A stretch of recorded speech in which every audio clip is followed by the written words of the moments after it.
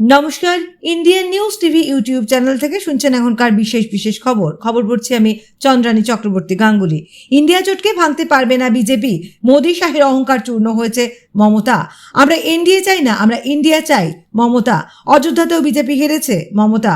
বাংলার মানুষের কাছে চিরকৃতজ্ঞ মমতা। কংগ্রেসের মান রক্ষায় ঈশা খান চৌধুরী। বাংলায় বকেয়া না মেটালে আন্দোলন, ভোটের ফল বেরোতেই হুঁশিয়ারি মমতার। আসছি বিস্তারিত খবরে। ইন্ডিয়া জোটকে ভাঙতে পারবে না বিজেপি, মোদী শাহের অহংকার চূর্ণ হয়েছে মমতা। বাংলায় ফের ঘাসফুলের জয় জয়কার। মুখ্যমন্ত্রী মমতা বন্দ্যোপাধ্যায় এদিন বলেন, মোদী শাহের অহংকার চূর্ণ হয়েছে, মানুষ ওদের মেরুদণ্ড ভেঙে দিয়েছে। এই জয় মানুষের জয়, বিরোধী জোট ইন্ডিয়ার জয়। আমি আমার সমস্ত ইন্ডিয়া সঙ্গীদের সমর্থন জানাচ্ছি। যারা আছেন, যারা আমাদের সঙ্গে জুড়তে চান, তাদের প্রত্যেককে আমার শুভেচ্ছা। তমলুক লোকসভা কেন্দ্রের কাউন্টিং নিয়ে অভিযোগ, কাউন্টিংয়ের কারচুপির অভিযোগ তৃণমূল নেতৃত্বের। প্রতিবাদে প্রার্থী দেবাংশু ভট্টাচার্য এবং দলের নেতা রাজীব বন্দ্যোপাধ্যায়ের নেতৃত্বে কোলাঘাটে গণনা কেন্দ্রের সামনে বিক্ষোভ তৃণমূলের। ডায়মন্ড হারবারে অভিষেক বন্দ্যোপাধ্যায় শেষ পর্যন্ত 7,10,930 ভোটে জিতলেন।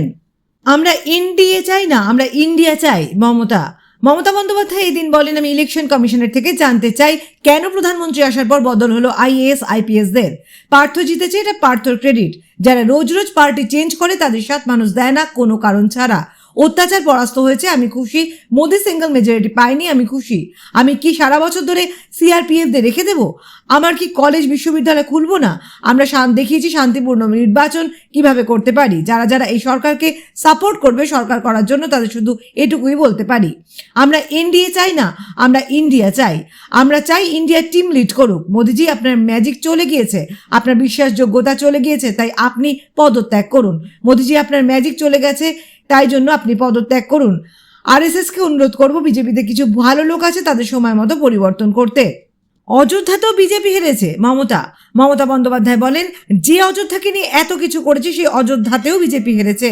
এত অহংকার কারোর জন্য ঠিক নয়। 3 মাস ধরে নির্বাচন চলতে পারে না, ডেভেলপমেন্টের কাজ হয় না। আমাদের পার্টির যারা হেরেছে তাদের টাকা দিয়ে হারিয়ে দেওয়া হয়েছে।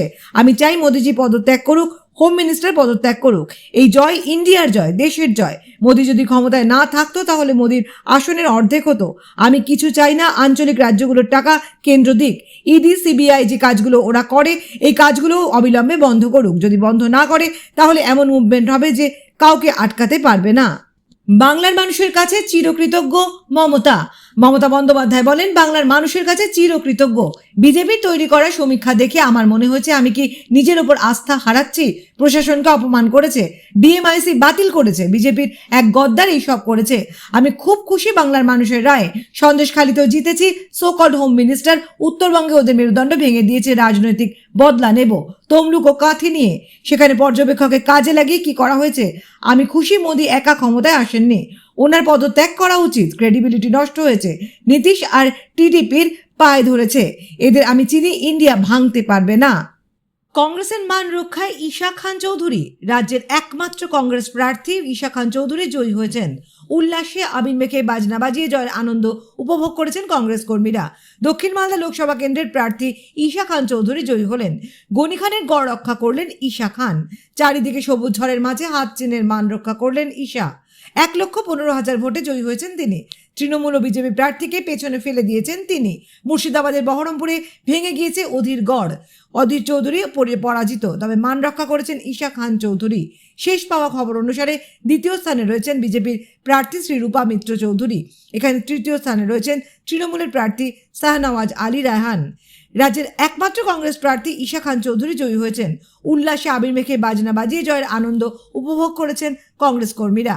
এদিকে দক্ষিণ মালদা লোকসভা আসন আগে থেকেই কংগ্রেসের দখলে ছিল। এবার আবু হাসেন খান চৌধুরী ভোটে দাঁড়াননি, তার জায়গায় তাঁরই ছেলে ঈশা খান চৌধুরীকে টিকিট দেওয়া হয়েছিল। এখানে এবার ত্রিমুখী লড়াই হয়েছিল, তবে শেষ হাসি হাসলেন ঈশা। বাংলার বকেয়া না মিটলে আন্দোলন, ভোটের ফল বেরোতেই হুঁশিয়ারি মমতার। লোকসভা ভোটের ফলে বিরোধীরা শক্তিশালী হলে বাংলার বকেয়া টাকা নিয়ে ফের সরব হলেন মমতা। হুঁশিয়ারি দিলেন আন্দোলনের।